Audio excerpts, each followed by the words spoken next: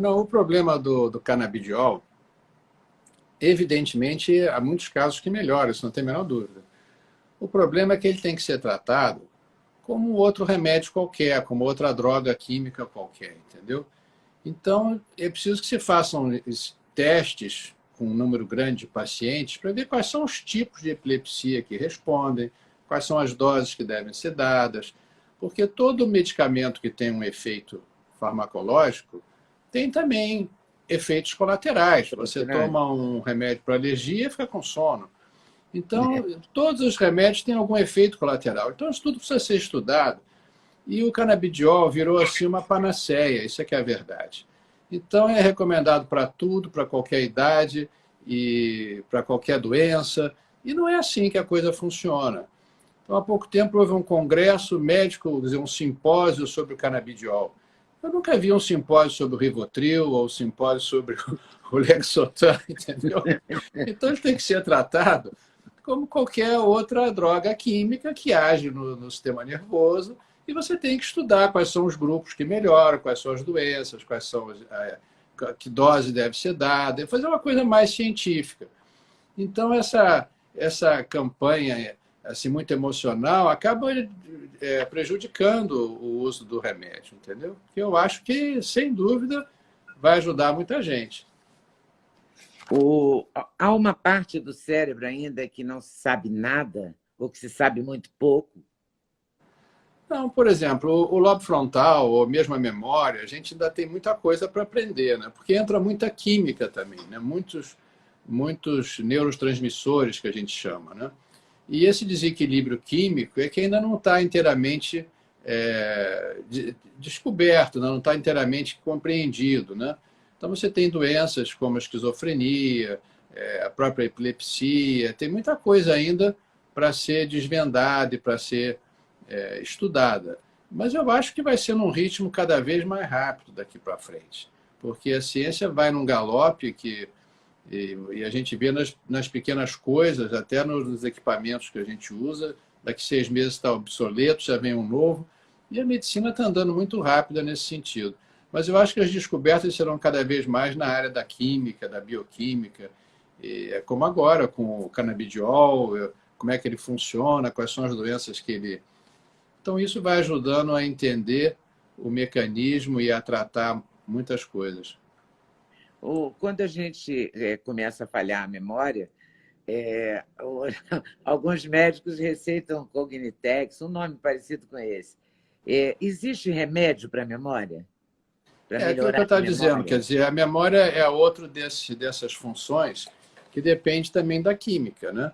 Então, hoje, o que se usa mais na Alzheimer ou para pessoas que têm realmente uma dificuldade maior de memória são remédios que são químicas, são remédios que estimulam os circuitos de memória. Então, é a medicação que aumenta o nível da acetilcolina e, com isso, aqueles circuitos de memória ficam mais ágeis, mais ativos. E isso é o progresso agora do conhecimento do cérebro exatamente pela química, e isso pode funcionar. Agora, a memória tem muito a ver também com o interesse, quer dizer, quando há um fato de grande interesse, a gente fixa e aquilo fica arquivado.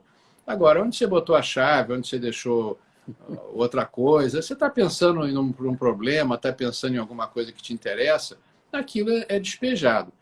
A gente costuma dizer que o lobo frontal, que é o lobo relacionado à emoção, é o grande arquivador. Ele é que vai selecionar para onde, o que vai ser arquivado, o que não vai. Então, se é uma coisa do seu interesse, da sua curiosidade, o lobo frontal vai mandar para o temporal e fica ali arquivado no lobo temporal.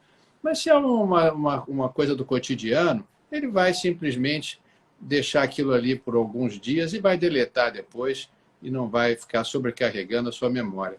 Então, tem todo um entrosamento entre as várias áreas cerebrais que vão selecionar o que você deve guardar e o que você deve deletar, até para dar espaço para outras coisas, né? Como um HD, assim? Exatamente. Exatamente. E há um limite nesse HD. A gente acaba precisando de um apoio externo, que é toda essa eletrônica que a gente usa hoje, porque não há como guardar tanta informação, tanto conhecimento, só com os nossos neurônios. Eles também precisam de ajuda, né? Como os óculos uma bengala, com um automóvel, tudo isso que vem ajudar a gente a melhorar, né? Então, a memória também precisa de um reforço, de um HD externo. O lóbulo frontal é a parte mais importante do cérebro? Eu acho, não sei se é a mais importante, mas é a mais interessante, porque eu acho que foi a região do cérebro que se desenvolveu, que separou, que fez a diferença do homem para os outros animais, né? Foi o desenvolvimento do lobo frontal que trouxe, então, o desenvolvimento da linguagem, do pensamento simbólico, da memória. Tudo isso veio com o lobo frontal, que no homem é bem desenvolvido. Quando você vê os macacos, o lobo frontal é bem muito pequeno, eles têm a testa assim inclinada para trás, não tem essa bossa. Então, o lobo frontal é que diferenciou o ser humano e fez cada um de nós ser o que é, como personalidade, como identidade. Isso tudo vem pelo lobo frontal. E a gente vê isso muito claramente quando um paciente sofre um acidente, tem uma lesão do lobo frontal, ele muda, ele é outra pessoa, ele não é mais aquele que a gente conheceu. Então, eu acho que é o mais curioso. Eu já soube de tratamentos que você fez, que você conduziu, em que você tirou uma parte, pelo menos isso que era contado para a gente na sala de espera. Aí ele tirou uma parte do... Não é do cérebro, né? É da caixa craniana. E colocou na barriga e depois recolocou. Isso procede ou era uma coisa contada? Não, isso hoje em dia é um procedimento corrente, né? Há muitos anos atrás fiz isso e foi um impacto muito grande quando a gente contava. Mas isso hoje é uma coisa muito comum. Quando um paciente tem um acidente, por exemplo, tem um traumatismo, o cérebro fica muito inchado, ele não cabe dentro da caixa craniana, que é uma caixa rígida. Então é preciso abrir espaço para que ele possa dilatar, para que o cérebro possa se expandir enquanto está inchado. Então, uma das coisas que se faz é realmente tirar o osso de todo um lado do crânio, guarda esse osso ou num banco de ossos ou põe dentro do abdômen, embaixo da pele. O cérebro vai ficar saliente, vai por baixo da pele, por baixo do couro cabeludo. Espera-se uns 30 dias até que ele volte ao normal e você pode botar o osso de volta. Isso é um procedimento salva-vidas. E muita gente se salva por esse procedimento de tirar boa parte da calota craniana, guardar e deixar o cérebro expandir até que ele volte ao seu tamanho normal. Mas isso para a gente é uma coisa assim, tão fantástica, você não tem ideia. Você deve ter, porque as pessoas devem falar com você a mesma coisa que eu estou falando agora, né? A gente fica assim, inteiramente mobilizado diante de uma... Pois mas foi esse tipo de curiosidade é que levou a escrever o livro, porque todo lugar que eu vou, alguém pergunta uma história dessas. É verdade que tira o crânio, que tira isso? Aí eu disse, poxa, eu vou contar essas histórias porque vai ajudar a entender e vai ter muita curiosidade. Então eu vou contando essas histórias e engrenando como é que funciona, qual é a lógica da coisa.